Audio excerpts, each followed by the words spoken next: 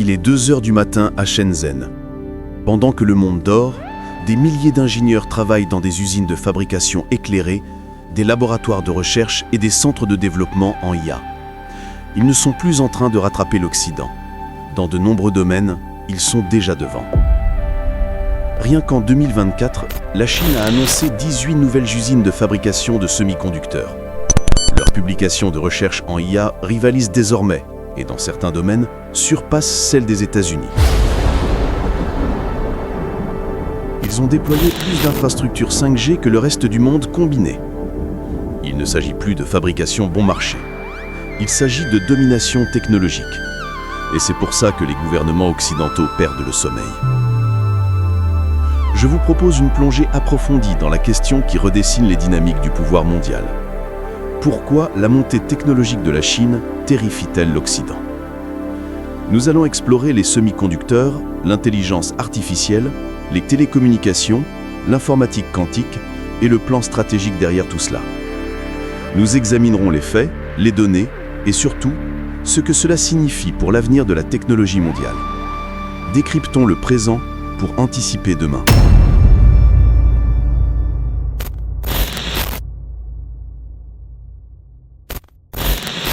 Pour comprendre où nous en sommes, nous devons comprendre comment nous en sommes arrivés là. Pendant des décennies, la Chine était connue comme l'atelier du monde, l'endroit où les entreprises occidentales fabriquaient tout, des jouets au textile. Coûts bas, main-d'œuvre massive, logistique efficace. Mais quelque chose de fondamental a changé dans les années 2000. Les dépenses chinoises en recherche et développement ont explosé. En 2000, ils investissaient environ 40 milliards de dollars en R&D. En 2024, ce chiffre dépassait 600 milliards, juste derrière les États-Unis et en croissance plus rapide. En 2015, la Chine a lancé Made in China 2025, un plan stratégique pour dominer 10 industries high-tech, incluant les semi-conducteurs, l'IA, l'aérospatiale et les véhicules électriques. Ce n'était pas juste une politique industrielle, c'était une déclaration d'indépendance technologique. Pékin a fait un pari calculé. L'autosuffisance technologique n'était pas seulement une question de croissance économique, c'était une question de sécurité nationale, de pouvoir géopolitique et de survie dans un monde de plus en plus défini par qui contrôle la technologie. Et ce pari porte ses fruits.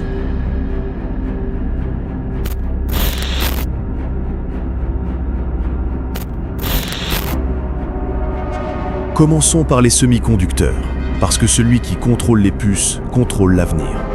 Selon Highmark Group et Research and Markets, le marché mondial des semi-conducteurs a atteint environ 580 milliards de dollars en 2023 et devrait dépasser 1000 milliards de dollars d'ici 2030. La Chine est à la fois le plus grand consommateur mondial et un producteur de plus en plus important. Voici où ça devient intéressant. Selon l'analyse de DBS Bank, bien que la Chine ne soit pas leader dans la fabrication de puces de pointe, elle est devenue dominante dans d'autres domaines critiques.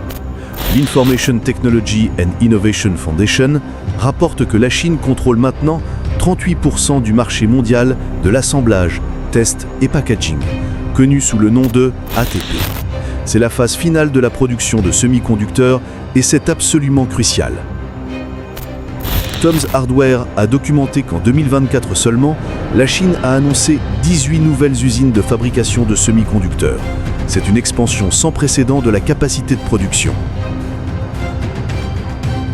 Maintenant, soyons clairs. Selon l'analyse Rock Taiwan, les fonderies chinoises ne détiennent encore qu'environ 9,1% des parts du marché mondial des fonderies en 2024, se concentrant principalement sur les nœuds de processus matures, pas les puces de pointe 3 nanomètres ou 5 nanomètres. Mais voici ce que les analystes occidentaux ratent. La Chine n'a pas besoin de gagner la course aux puces 3 nanomètres demain. Ils construisent l'infrastructure, forment la main-d'œuvre et développent l'écosystème. Ils jouent sur le long terme.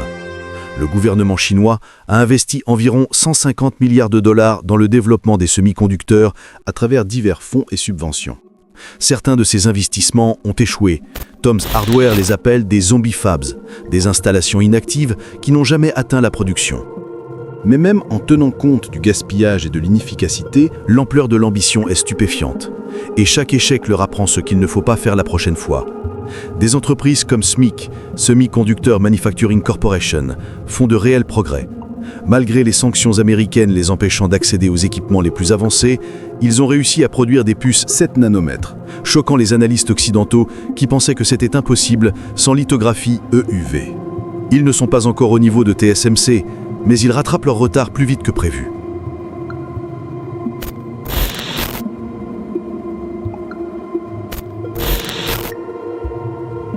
Si les semi-conducteurs sont la fondation matérielle, l'intelligence artificielle est l'arme stratégique.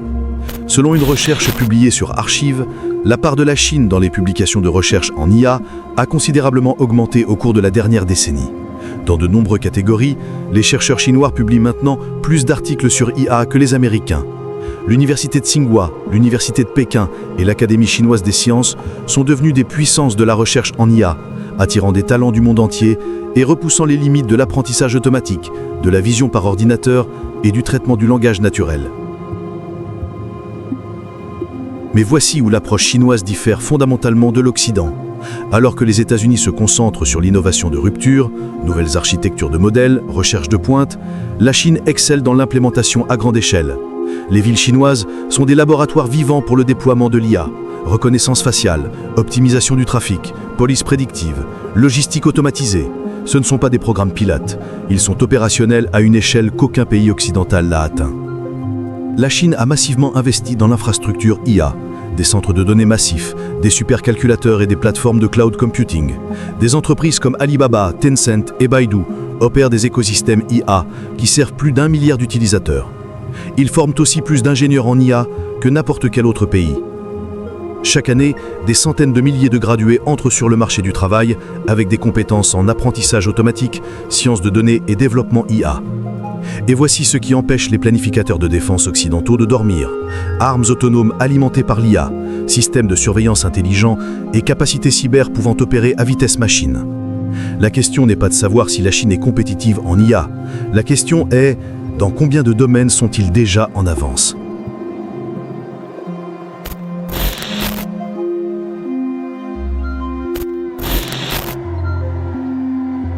Parlons du système nerveux de l'ère numérique, les télécommunications. Huawei, un nom qui a déclenché plus de panique géopolitique que toute autre entreprise technologique. Pourquoi ? Parce que la 5G n'est pas juste une question de téléphone plus rapide, c'est l'infrastructure qui connectera les véhicules autonomes, les villes intelligentes, l'IoT industriel et les systèmes militaires. Celui qui construit cette infrastructure détient un levier stratégique énorme. Malgré les sanctions américaines et les campagnes de pression, Huawei a déployé de l'infrastructure 5G dans plus de 170 pays. En Europe, Asie, Afrique et Amérique latine, l'infrastructure de communication critique porte une marque chinoise. Les agences de renseignement occidentales s'inquiètent des portes dérobées, des points d'accès potentiels intégrés dans l'équipement qui pourraient permettre la surveillance ou la perturbation. La Chine nie cela, mais la préoccupation a remodelé la stratégie mondiale des télécommunications. Les États-Unis ont passé des années à essayer de convaincre les alliés d'interdire l'équipement Huawei. Certains ont obéi, beaucoup ne l'ont pas fait, parce que la technologie de Huawei est avancée, fiable et nettement moins chère que les alternatives occidentales. Et Huawei n'est pas seul. ZTE et d'autres géants chinois des télécommunications s'étendent mondialement, offrant des solutions complètes du matériel au logiciel en passant par les services. La Chine investit aussi dans les câbles sous-marins, l'infrastructure physique qui transporte 99% du trafic Internet international.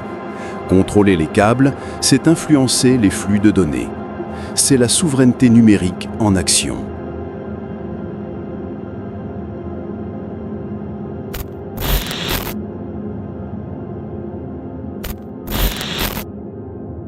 Regardons maintenant les technologies de demain, l'informatique quantique et l'espace. La Chine a fait de l'informatique quantique une priorité nationale. Ils ont atteint des jalons majeurs, satellites quantiques, réseaux de cryptographie quantique et ordinateurs quantiques qui rivalisent avec les réalisations occidentales. En 2020, des chercheurs chinois ont revendiqué la suprématie quantique avec leur ordinateur quantique Jiuzhang, effectuant des calculs qui prendraient des milliers d'années aux supercalculateurs classiques. Ils ont lancé des satellites de communication quantique qui permettent des communications théoriquement impossibles à pirater, un changement de donne pour la sécurité militaire et diplomatique.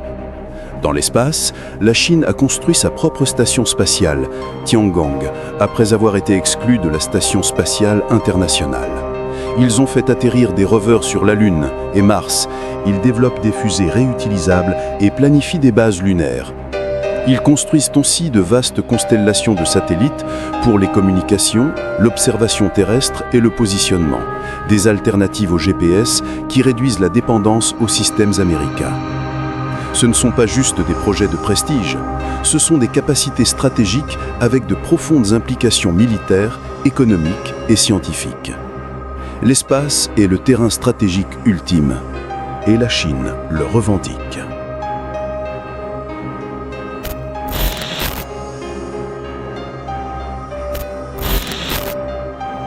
La compétition technologique s'étend bien au-delà des puces et de l'IA. Véhicules électriques et batteries. La Chine contrôle plus de 70% de la production mondiale de batteries lithium-ion. Des entreprises comme BYD et CATL sont des leaders mondiaux. Les véhicules électriques chinois sont maintenant exportés dans le monde entier en concurrence directe avec Tesla et les constructeurs traditionnels. Éléments de terres rares, critiques pour l'électronique, les batteries et les systèmes de défense, la Chine contrôle environ 70% de la production mondiale et 90% de la capacité de traitement. Robotique et drones. Des entreprises chinoises comme DJI dominent le marché mondial des drones. Robots industriels, robots de service et systèmes autonomes, tous des secteurs en croissance où la Chine est très compétitive. Technologie d'énergie renouvelable.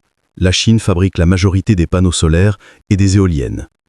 Ils n'adoptent pas juste la technologie verte, ils la produisent et l'exportent.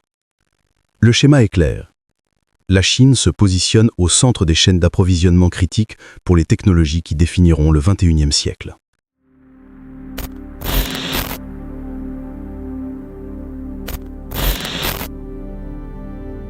Rien de tout cela n'est accidentel. Derrière chaque avancée technologique se trouve une stratégie étatique délibérée. L'approche chinoise est fondamentalement différente du modèle d'innovation occidental piloté par le marché. Le gouvernement chinois ne se contente pas de réguler la technologie, il la dirige. La Chine a établi des fonds d'investissement massifs dédiés aux technologies stratégiques. Le Fonds national d'investissement dans l'industrie des circuits intégrés seul dispose de dizaines de milliards en capital. Le modèle brouille la ligne entre public et privé. Entreprises d'État, sociétés privées, universités et instituts de recherche sont tous coordonnés vers des objectifs nationaux. Made in China 2025 a établi le plan. Les politiques suivantes l'ont affiné. L'objectif est clair, autosuffisance technologique dans les secteurs critiques d'ici 2035-2049. Il ne s'agit pas seulement d'innovation, il s'agit de sécurité de la chaîne d'approvisionnement. La Chine a appris des sanctions américaines que dépendre de technologies étrangères est une vulnérabilité. Donc, ils construisent des alternatives domestiques pour tout. Quand les États-Unis ont restreint l'accès aux puces avancées, la Chine a accéléré la recherche domestique. Quand Google s'est retiré, Baidu s'est développé. Quand les médias sociaux occidentaux ont été bloqués, WeChat et TikTok ont prospéré. La Chine recrute aussi agressivement des talents à l'échelle mondiale. Des programmes comme 1000 talents visent à attirer les scientifiques de la diaspora chinoise et même des experts étrangers pour travailler sur des projets stratégiques. Les partenariats avec des universités et entreprises étrangères transfèrent connaissances et technologies, parfois légalement, par licence et collaboration, parfois par des méthodes moins transparentes. Les agences de renseignements occidentales rapportent régulièrement des campagnes d'espionnage industriel ciblant les technologies stratégiques.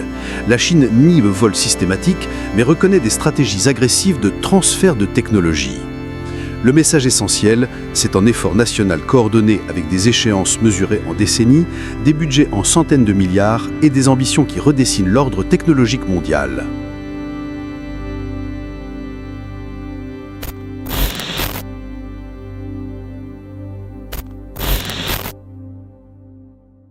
Alors, qu'est-ce que tout cela signifie pour le monde ? D'abord, la sécurité nationale. Les établissements de défense occidentaux reconnaissent que le leadership technologique détermine de plus en plus la puissance militaire. Armes guidées par IA, capacités cyber, systèmes spatiaux, communications cryptées quantiques, ce sont les technologies militaires du futur. Et la Chine investit massivement dans toutes. Il y a aussi des inquiétudes sur la dépendance. Si les entreprises chinoises contrôlent l'infrastructure critique, télécommunications, systèmes énergétiques, réseaux de transport, que se passe-t-il en cas de crise ? Deuxièmement, implications économiques. Les industries technologiques génèrent une richesse énorme et des emplois bien rémunérés. À mesure que la Chine grimpe dans la chaîne de valeur, elle entre en concurrence directe avec les entreprises technologiques occidentales. Des industries que les pays occidentaux pensaient dominer, semi-conducteurs, IA, énergie propre, sont maintenant contestées. Le modèle économique « nous concevons, ils fabriquent » est obsolète. Troisièmement, reconfiguration de la chaîne d'approvisionnement. Les entreprises et gouvernements reconsidèrent les chaînes d'approvisionnement mondiales. Les stratégies Chine plus 1 diversifient loin de la dépendance à une source unique. La relocalisation et le friendshoring, déplacer la production vers des pays alliés, s'accélèrent. Le CHIPS Act offre 52 milliards de dollars d'incitation pour construire des fabs de semi-conducteurs aux États-Unis. Quatrièmement, normes technologiques. Celui qui établit les normes pour la 5G, 6G, les systèmes IA et l'infrastructure numérique façonne le fonctionnement de la technologie future à l'échelle mondiale. La Chine pousse ses propres normes à travers les organismes internationaux. Si les normes chinoises deviennent les défauts mondiaux, cela augmente l'influence chinoise sur l'économie numérique. Cinquièmement, dynamique d'alliance. Les États-Unis construisent des alliances technologiques, le Quad, USA, Japon, Inde, Australie, partenariat avec l'UE, coordination avec la Corée du Sud et Taïwan. Nous assistons à la formation de blocs technologiques. Pas tout à fait une nouvelle guerre froide, mais définitivement une nouvelle compétition avec des enjeux géopolitiques. Le risque ? Bifurcation technologique. Un monde où la Chine et l'Occident opèrent des écosystèmes technologiques séparés et incompatibles.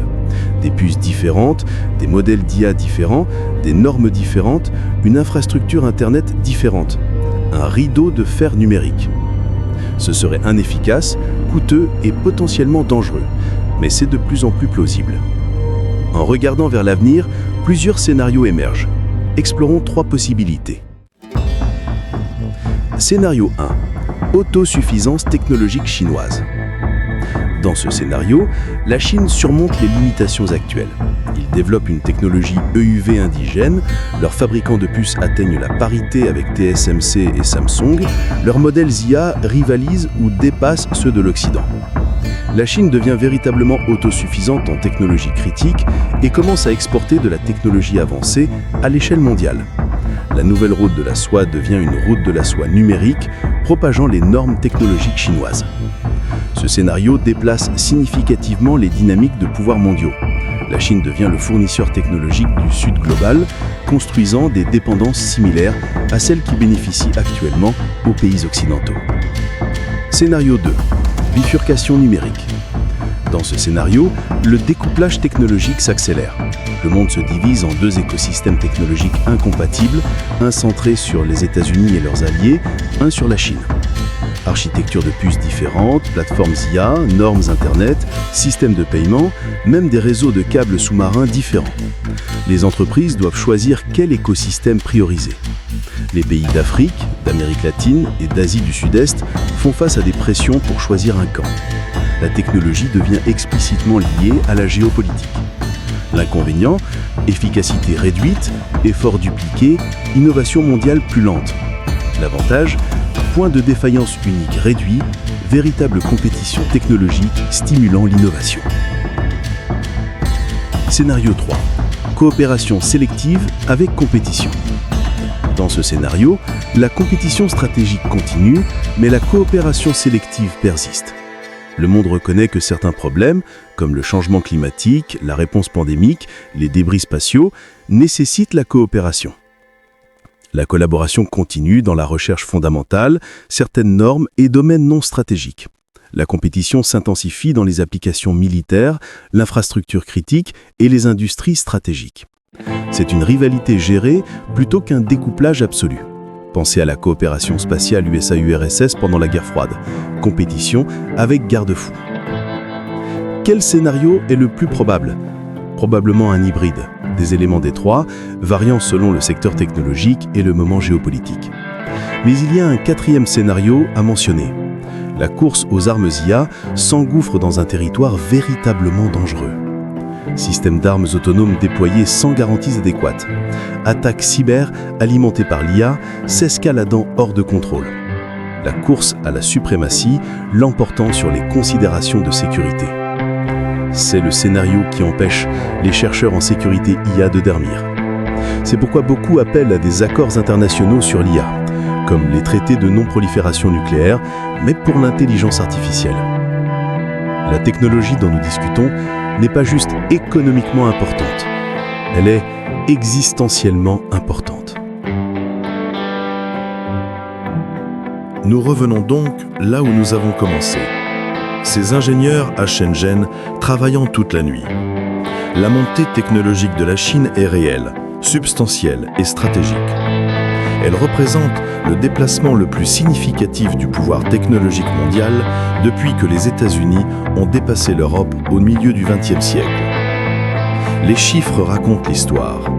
38% du packaging des semi-conducteurs, publication IA en hausse, 5G déployé dans 170 pays, satellites quantiques en orbite, 150 milliards de dollars investis dans les puces seules. Mais ce n'est pas irrésistible. La Chine fait face à de vraies limitations. Dépendance technologique, fuite des cerveaux, inefficacité et contre-mesures occidentales coordonnées. La question n'est pas de savoir s'il faut craindre le progrès technologique chinois. La question est comment l'Occident réagit. La peur mène-t-elle à l'innovation et à des investissements renouvelés, ou au protectionnisme et à la stagnation ?